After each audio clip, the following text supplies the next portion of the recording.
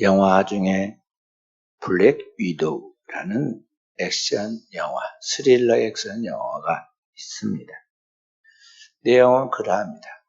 소련의 비밀 단체인 레드룸이라는 것이 만들어졌는데 세계 정복을 꿈꾸는 드레이코프라는 사람이 세계 정복을 위하여 비밀 병기를 만듭니다.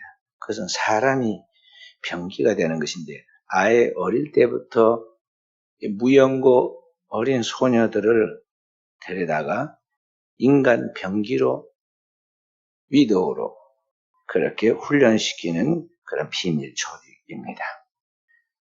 오직 그 레드룸을 창시한 드레이코프의 명령만을 복종하도록 이 소녀들을 어릴 때부터 철저하게 화학적으로 세뇌시켜서 비밀 병기로 완전히 온몸이 그 생활 속에서 어떤 것도 이기고 극복해 나갈 수 있는 그런 무기 같이 만들어낸 사람들인데요. 이들이 이렇게 세계 각국에 가서 사람들을 암살하고 또 그 주어진 임무를 수행해서 그 레드룸의 목적에 맞게 그런 무서운 일을 하고 있는데 이들을 막을 제어할 것이 아무것도 없습니다. 단 한 가지, 이들에게 그 화학적인 세뇌시킨 그것을 해독시킬 수 있는 세럼에 의해서만 이게 정상화될 수 있는데 그것은 감춰져 있어 아무도 사용하지 못하죠.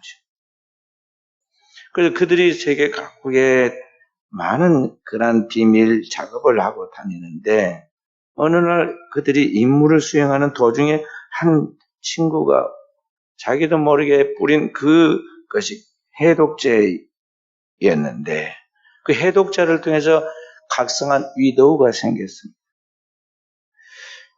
엘레나가 바로 이 중독에서 해독되어 나와서 그가 그의 언니이면서 그 영화의 주인공인 나타샤와 함께 자기의 가족을 구원하고 레드룸을 파괴하고 그 뒤에서 조정하고 있는 드레이코프라는 사람을 제거하는 그런 이야기들을 아주 진지하게 그리고 흥미진진하면서도 무섭게 잘 풀어서 사람들에게 자극을 주고 제거하는 그런 이야기들을 이제 영화로 만드는 것이죠. 미국판 권선징악의 그 가족 스릴러 이야기입니다. 그런데 왜 그 영화를 사람들이 많이 볼까? 많이 그 영화를 통해서 공감을 느끼고 있을까? 제가 생각을 해봤는데요. 다른 게 아닙니다. 이 세상 사는 사람들이 꼭 그와 비슷하게 이 세상에 있는 것들, 다양한 것들로부터 세뇌당하고 중독되어 살아가고 있다는 것이죠. 우리가 우연히 보고 있는 신문이나 방송, 언론에 나오는 그런 뉴스들, 그리고 순간순간 거기서 방송에서 나오는 광고들, 그리고 우리가 지금 살아가고 있는 이 사회의 문화들 그 속에서 우리는 수많은 그러한 것들에 의해서 자기도 모르게 이 세상에 중독되고 세뇌되어 가고 있다는 것이죠. 오늘날은 문명의 발달을 통해서 온갖 그러한 매스미디어의 속에서 인터넷이라든지 유튜브라든지 수많은 그러한 지식의 그러한 전달들을 통해서 사람들이 이제는 그것이 진짜인지 아니면 가짜인지 그것이 현실 세계인지 아니면 가상 세계인지 그걸 구분할 수 없을 만큼 그렇게 완전히 압도되도록 기계처럼 살아가고 있는 세상이 되었습니다. 사람들은 마치 사이버 인간처럼 기계같이 아무 생각 없이 충동적으로 생각하고 행동해 나가는데 그것이 옳은 것인지 틀린 일인지에 대한 분별도 하지 못합니다.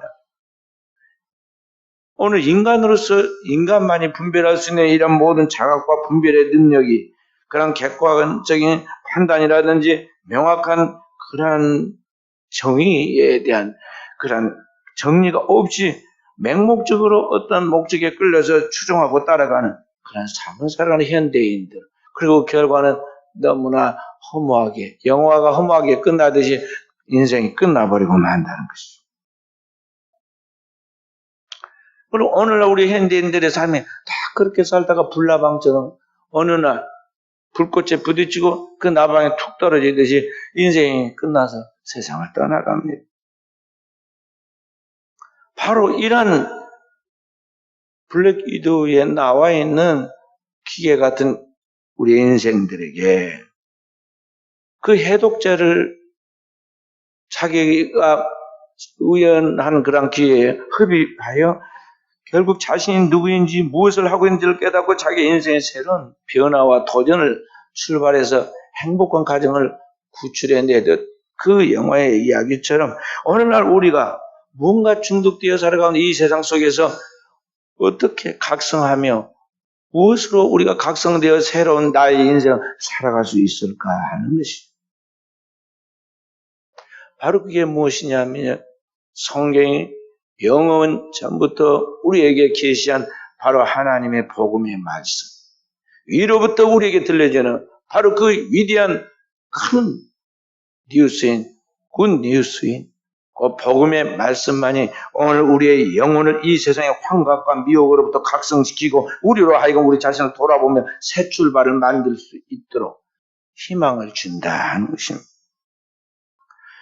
복음의 말씀만이 오늘 우리가 이 세상에 보이지 않는 영적 실제인 사탄의 조종으로부터 환각된 이 세상 사람들, 이 세상의 죄악과 온갖 악한 것에 중독되어서 거기에 자기도 모르게 거기에 지배받고 살아가고 있는 이 땅의 영혼들을 각성시켜서 오늘 우리가 서야 할 자리인 하나님 앞에서 우리 백성들이 서야 할 하나님의 자녀의 자리를 찾도록 만들어준다는 것이죠.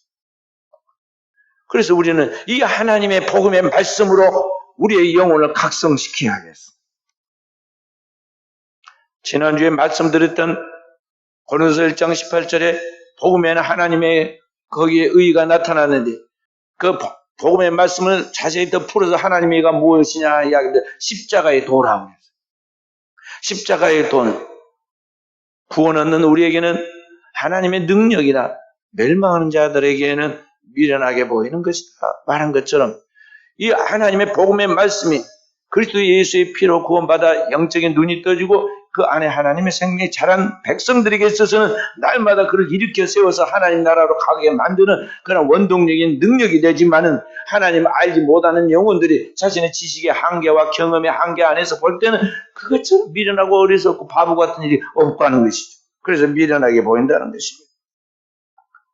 오늘 우리는 이 혼미한 어둠의 세계 속에서 빛을 비치듯이 하나님의 복음의 말씀을 통해 각성하여 이 땅에 있는 영혼들을 새롭게 깨우고 그들의 영혼을 그리스도로 인도하는 빛을 비추는 종들이 되어야겠어요. 그렇다면 오늘 우리가 어떻게 이 복음으로 각성한 영적인 삶을 살아갈 수 있는가 하는 것입니다.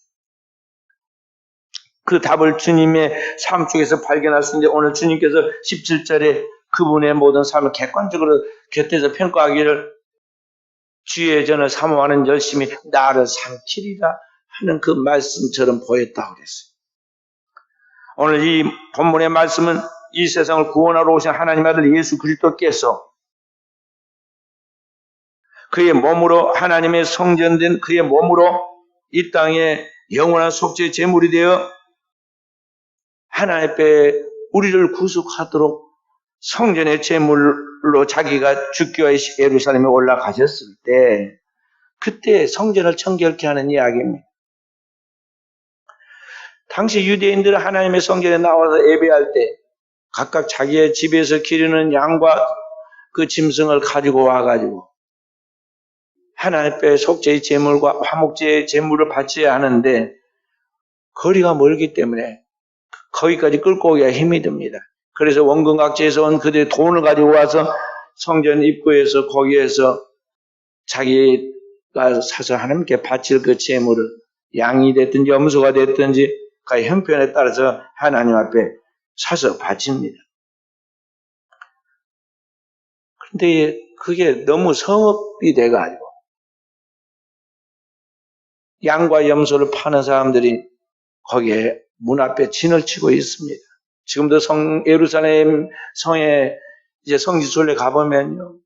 유대인들이 성지순례 온 사람들이 물건 팔려고, 기념품 팔고, 거기에서 나오는 그런 것들을 팔려고 줄비하게 좌우에 가게가 서 있는 것과 비슷한 이야기입니다. 그러니까 그들이 하나님 앞에 그들의 죄에 대한 속죄의 제물을 바치는 그 일에 정말 마음을 다하고 뜻을 다하고 정성을 다해서 하나님 앞에 예배하려고 하는 것이 아니라 거기에 모여있는 사람들이 가지고 오는 돈에 얼마나 이윤을 붙여가지고 물건을 팔아서 자기에게 남는 장사를 할 것인가. 거기에 자리를 허락해준 사람들은 그 자리를 허락해줬다 관세를 또 받고 또 그러한 것들의 중간 상인들은 또 중간 상인들의 이권을 얻고 그 모든 것을 다 허락한 이 성전의 성전직이든 제사장과 거기에 따르는 그러한 사람들은 또 다른 이윤을 거기서 착취합니다. 하나님의 성전이 마치 장사하는 집처럼 되었습니다. 그러니까 가장 중요한 예배의 본질은 사라지고 사람들이 거기에서 이 현실적인 경제의 논리만이 판을 치고 있는 그런 모습을 바라보면서 주님이 예루살렘에 올라가서 유월절을 지킬 때마다 성전을 청결케 합니다. 그래서 여기 보면은 요한복음 2장에 나와 있는 거 예수님이 초기에 성전을 청결케 한 이야기고 나중에 보면 또 마지막 때 세 번째 올라가셨을 때 성전을 청결케 하는 이야기가 나오죠. 주님이 그들을 꾸짖으십니다. 내 아버지의 집으로 장사하는 집을 만들지 말라. 그리고 그렇게 주님께서 얼마나 엄중하고 강하게 하셨던지 그 분명히 선지자로 보였던 예수 그리스도시지만은 그분이 하시는 그 일에 하나님이 함께 하시고 하나님의 권능이 따르니까 사람들이 함부로 대하지 못하고 그를 막지 못하고 그가 짐승을 내쫓고 비둘기 파는 사람을 밖으로 비둘기한테 가져가라 내쫓고 그들의 장사하는 그 상을 뒤엎었는데도 불구하고 아무도 그 앞에 대항을 못했습니다. 그리고 그 엄중한 모습을 바라보면서 사람들이 주의 전을 사모하는 열심히 나를 삼키려는 시편의 말씀을 상기했다는 것이죠. 마치 주님께서 하나님 뜻을 이루기 위하여 성전에 내 자신의 몸을 하나님 앞에 바칠 때 십자가의 죽음에 이르기까지 자신을 철저하게 헌신할 때에 그렇게까지 온전하게 전념을 다해서 희생하는 그리스도의 그 모습이 하나님을 감동시키고 하나님을 압도시켰다는 거예요.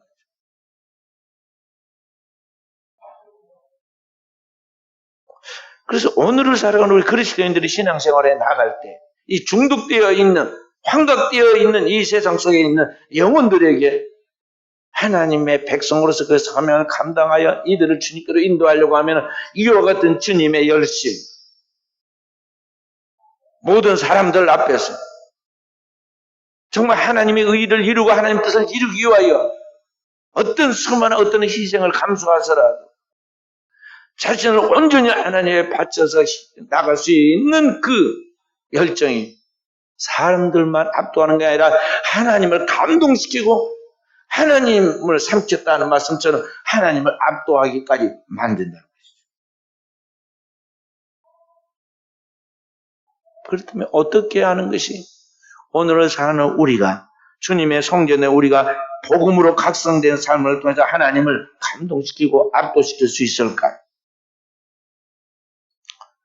오늘 여기 너희가 이 성전을 헐라, 이 성전을 청결케 하신 주님께서 성전을 헐라, 내가 사흘 만에 일으키라 하시는 그 말씀 그 뒤에 보면은 뭐라고 그러냐면 성전에 자기 몸을 가르쳐 말씀하시는 것이다.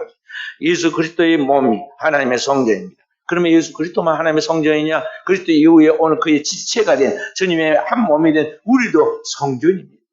고린도서 3장 16절에 보면 너희 몸이 하나님의 성전인 것과 하나님의 성령을 너희 안에 거하시는 걸 알지 못하느냐 말씀하시죠.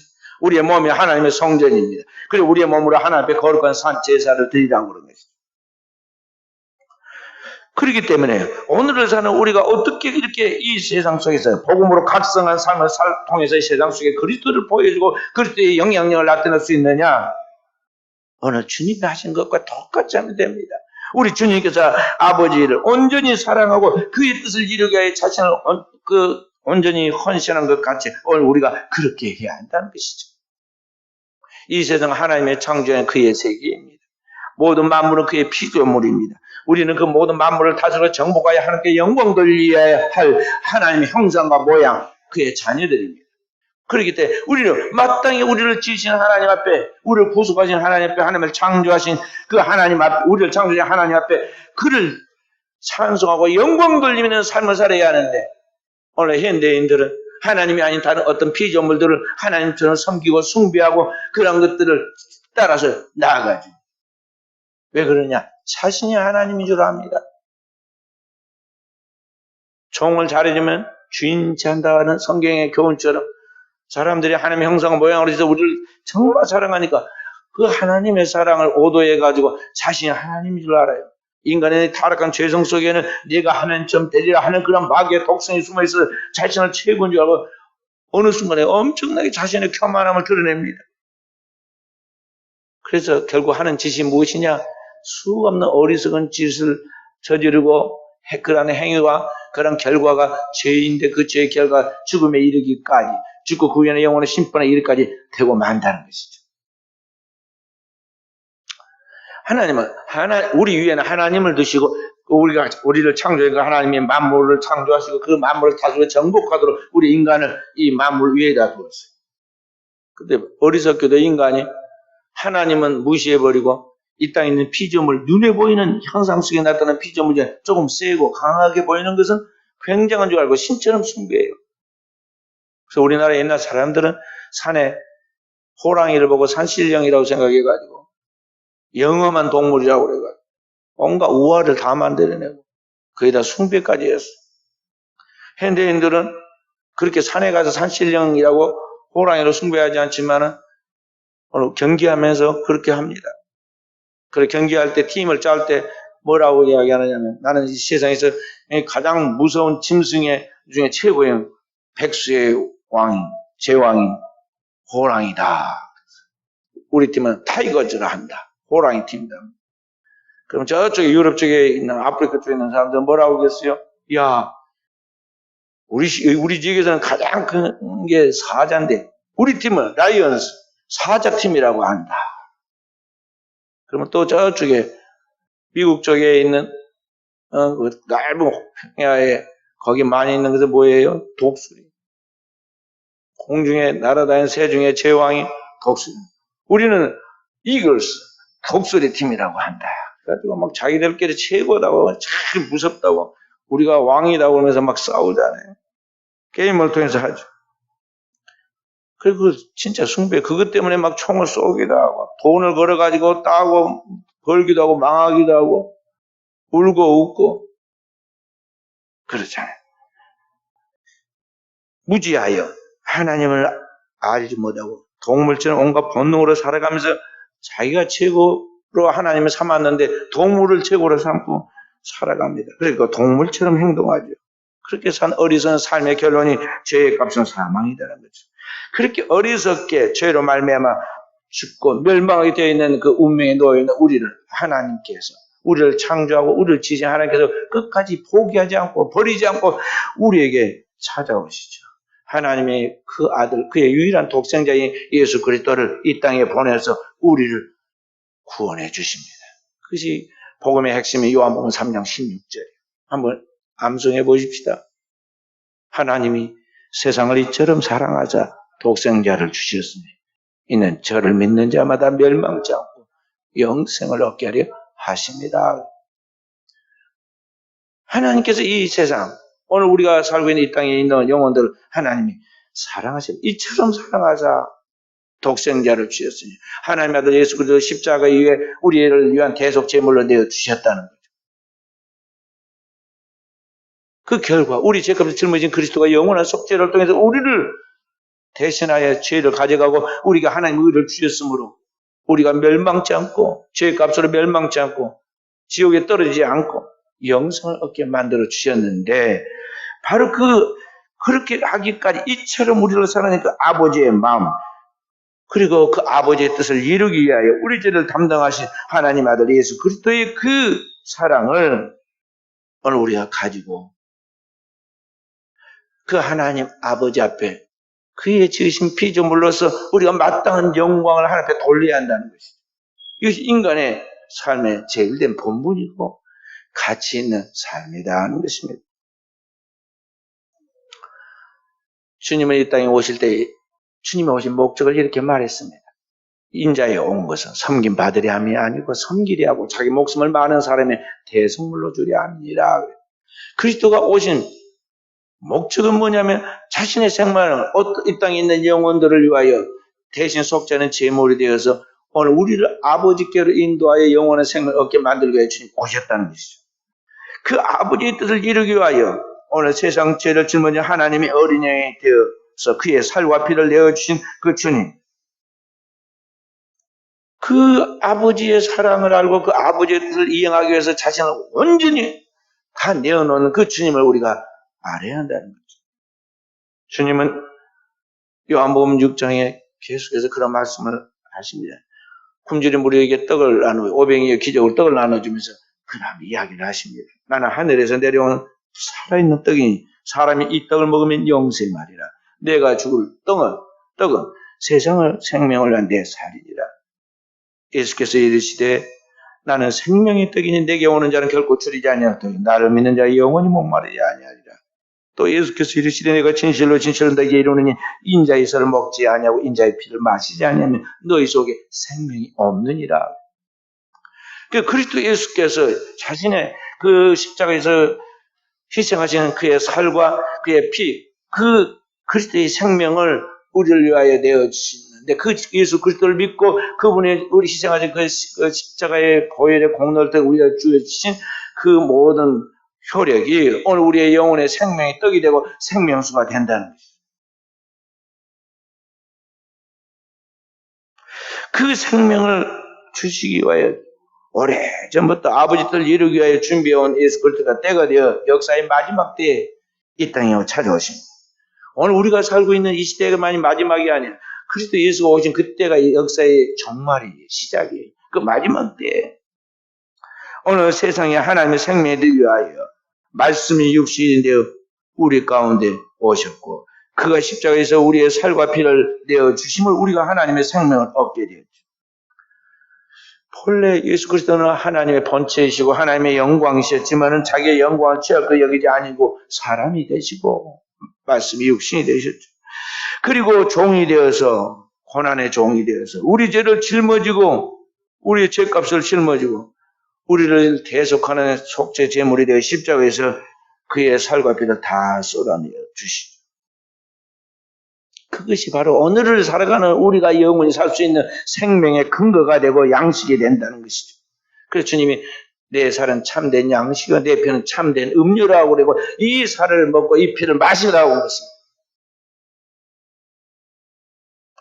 바로 그렇게 사랑을 받은 그 거룩한 하나님의 아가페의 사랑을 받은 우리가 그 아버지의 뜻을 이루기 위하여 우리도 예수 그리스도처럼 우리 자신을 하나님 앞에 내어놓기까지 우리의 몸을 하나님 앞에 산 제물로 바쳐서 그 주님처럼 하나님을 사랑하는 그 화답적인 삶을 살아야 한다는 것입니다.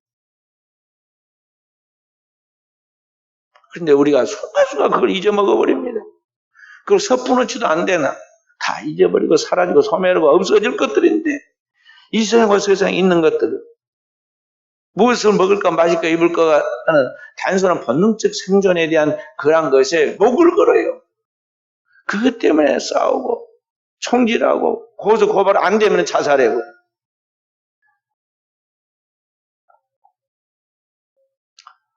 우리의 인생이 뭘까요? 시인 김춘수가 쓴 그가 나를 불러주기 전에 하나의 몸짓에 불과했다. 그런 그 시처럼 오늘 우리의 인생이란 하나님의 우리를 지명하여 부르기 전까지는요, 이 세상에서 아무것도 아닌 쓸모없는 쓰레기, 티끌보다 못한 저 배설물과 같은 존재들이 그런 존재를 하나님께서 우리를 인격적으로 찾아오시고 부르십니다. 그런데 부르기 전에 이미 창세전에 그를 지명하여 부르고 그 창세전에 우리를 애정하여 너를 구원시키겠다 약속하시고 때가 되어 하나님께 우리를 지금 교회로 불러서 하나님을 믿게 한 거예요. 그리고 그때부터 하나님이 우리와 함께 하셔 친구가 되어서 우리와 동행해 주시고 그것이 임마누엘.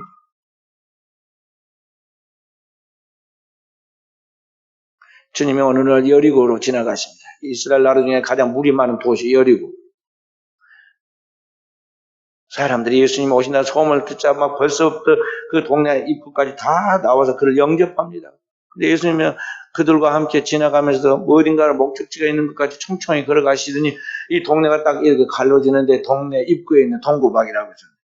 그 우리나라에 가면 당산나무라는 거 있잖아요. 되게 마을마다 크게 나무가 있고 거기에 밑에 와상 깔고 어른 계시잖아요. 열구에도 그 입구에 딱 가면은요, 그 동네 갈라지면서 그 가운데가 돌감람나무, 성경에는 뽕나무라고 나 있는데요. 2000년이 지나 지금도 가면이 있어요. 그 왕성한 그 나무 있는데 가가지고 갑자기 예수님이 주변에 사람들이 있는데 그들에게는 별로 집중하지 않으시고 고개를 딱 들더니 그 나무 가려진 숲 안을 향하여 사람 이름을 부릅니다. 삭개오야 내려오라. 숨어서 지금 예수님을 주목해 이렇게 보고 있던 삭개오가 어떻게 예수님이 내 이름을 아시는지 너무너무 놀라고 너무너무 감동을 받아가 즐거이 내려왔어요. 주님 말하마자 오늘 내가 내 집에 유하여 하겠다. 아무도 그를 친구라 생각 안 합니다. 왜냐하면 못됐거든. 로마가 통치하던 시대에 그의 앞잡이에 이래가지고 살기 어려운 그 백성들의 세금을 다 뜯어가면서 자기 목도 더 뜯어가지고 착취했어요. 그래서 그 사람 너무 미워하고 제일 싫어하는 사람인데 그래서 아무도 친구해줘서 주지 않아서 외로운 사람인데 그래서 사람들 앞에 나서지 못해서 숨어서 뽕나무 속에 숨어서 봤는데 주님이 처음 보신 주님이 예수님이 찾아와서 그를 부르고 내 집에 오늘 밤 유하야겠다 그러면 내가 너하고 가장 절친한 친구가 되겠다는 이야기. 그래서 그 집에 들어간 사람들이 흉을 보잖아요. 저가 죄인의 집에 들어갔도다. 어찌 선지자라면 그 죄인인 줄 몰랐을까? 그런 거죠. 자기 집에 들어와서 예수님이 거기 계시니까 이제 다 제자들도 들어오고 사람들도 다 따라올 거 아니에요. 주님이 한참 복음의 말씀을 증거하고 있는데 시키지도 않은데 삭개오가 스스로 알아서 회개를 했습니다. 그냥 단순한 말로만 눈물을 흘리고 회개하는 게 아니라 회개에 합당한 열매를 맺었어요. 주여 내가 가진 모든 소유 중에 절반을 가난한 자들에게 주겠습니다. 그리고 나머지 가진 절반을 가지고 그동안 내가 남에게 억울하게 토식한 것이 있다는 거죠. 데이빗이 갖겠습니다. 거기 둘러있는 사람들이 얼마나 박수를 쳤겠어요. 가난한 사람 준 것도 좋은데 자기 돈 떼먹은 거 세금이라 할 수 없이 가져갔지만 떼먹은 거 4배씩 준다잖아요. 요새 어디 가서 4배씩 받는 저축이 있어요. 4배는 그냥 4% 준 데도 없어. 그런데 이게 4배 준다는 게 오늘 우리 시험은 400배예요. 400배. 400%. 그래 거기 막 환호가 일어났지 않겠어요? 그래서 주님이 말씀하십니다. 오늘 구원이 이 집에 이르렀으니 이도 아브라함의 자손이로다. 그리고 주님이 말씀하여 인자에 온 것은 잃어버린 자를 찾아 구원하려 함이니라. 그러니까 주님이 오셔서 그의 이름을 불러주는 순간 이 죄인 삭개오는 완전히 이 세상에 하나님 앞에 영광을 돌리고 회개에 합당한 열매를 통해서 하나님이 가장 기뻐하는 진정한 아브라함의 후손으로서 영예를 얻는 사람으로 거듭나게 된 것입니다. 그러므로 오늘 우리가 이와 같이 하나님 앞에 분명한 하나님의 백성으로서의 선한 열매가 맺히고 선한 영향력이 모든 사람들의 인정되어서 따라오는 사람이 될 수 있도록 살아야 한다는 것입니다.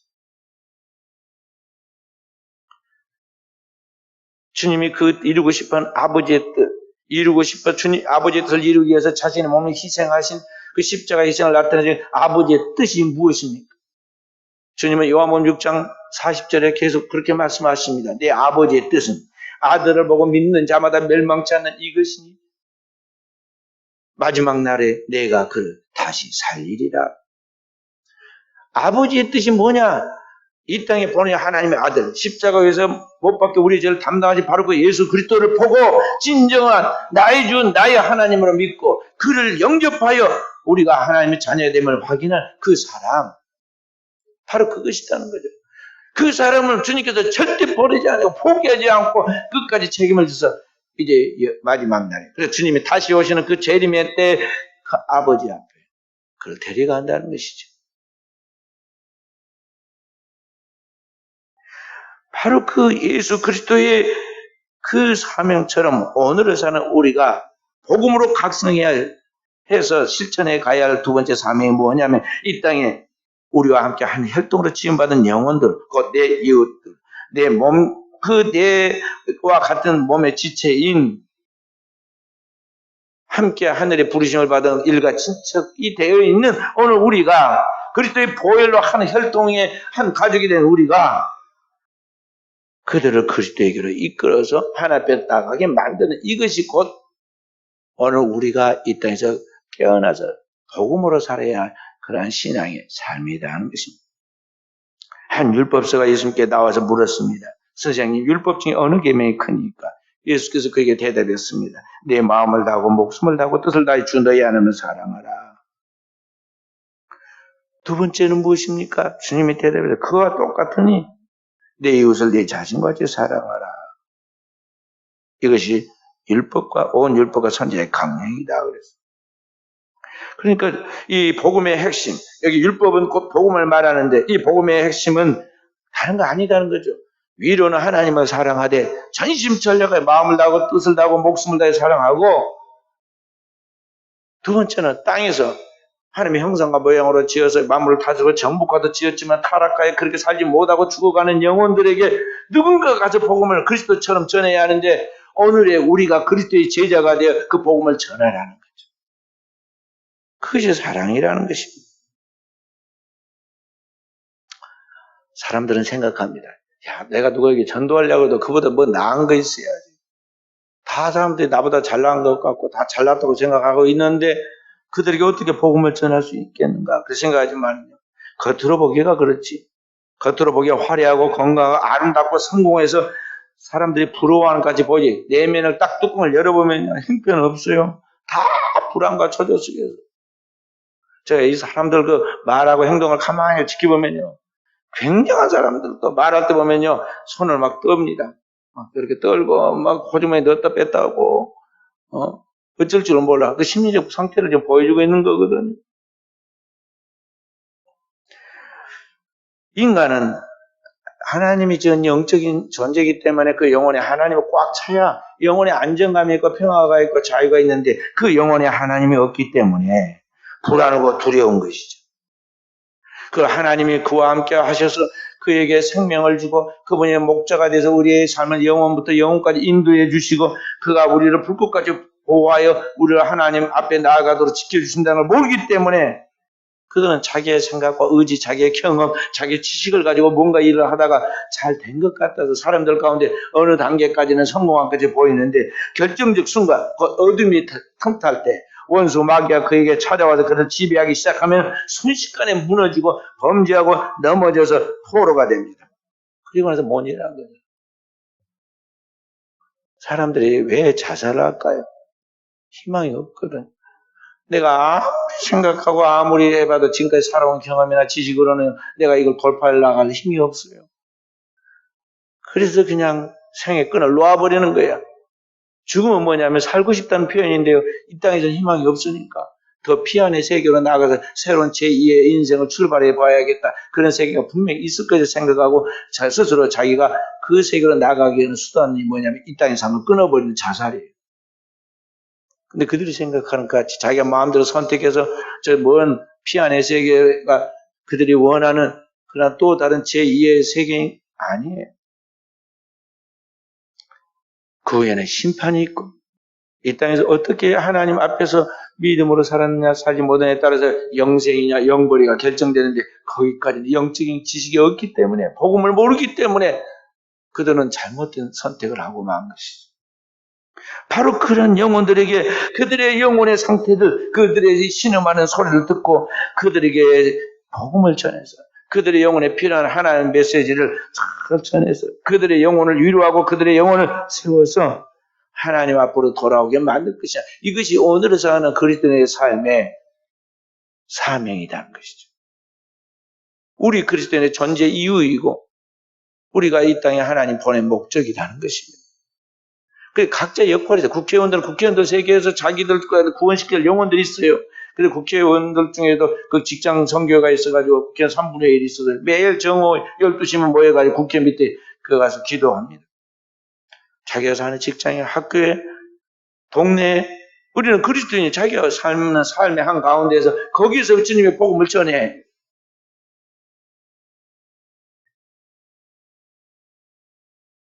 하나님의 은혜를 입고 예수 그리스도의 복음을 먼저 깨달은 우리가 다른 거 말고 진짜 주님 앞에서 해야 할 일이 그거다. 왜냐하면 그 은혜를 아는 사람, 체험한 사람, 그래서 맛본 사람이 아니고는 이 복음을 전할 수가 없거든요. 그걸 제대로 해봐요. 제대로 하면 무엇을 먹을까 마실까 입을까 하는 생존의 문제는 하나님이 그냥 쉽게 따라오게 하신다니까요. 사명자의 삶을 그렇게 따라오게 하셔요. 제대로 주님의 삶을 따라 사는 사람에게는 하나님 은총을 입히신다고요. 그냥 고통 입히는 게 아니에요. 꼴이 되지 않고 머리 되게 하고 민족적으로 세계적으로 뛰어나게 하고 하나님 다 사용하십니다.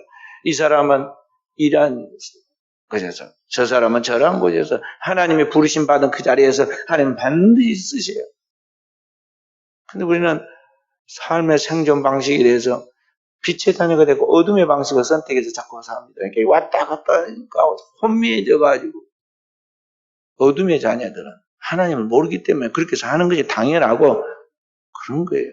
그러면 그렇잖아요. 하나님을 알기 때문에 그렇게 살면 안 된 것 같은데 그런데 현실은 그렇지 않으니까 내가 이렇게 살아야겠다고 자꾸 왔다 갔다 하니까요. 그 삶이 혼란해져요.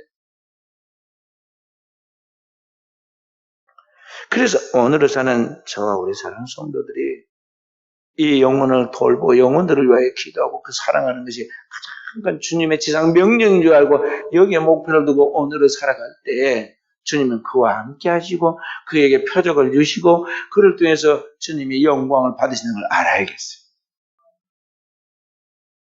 뜨겁게 주님의 사랑을 가지고 전하는 깨어있는 우리 사랑하는 성들이 되어야겠어요.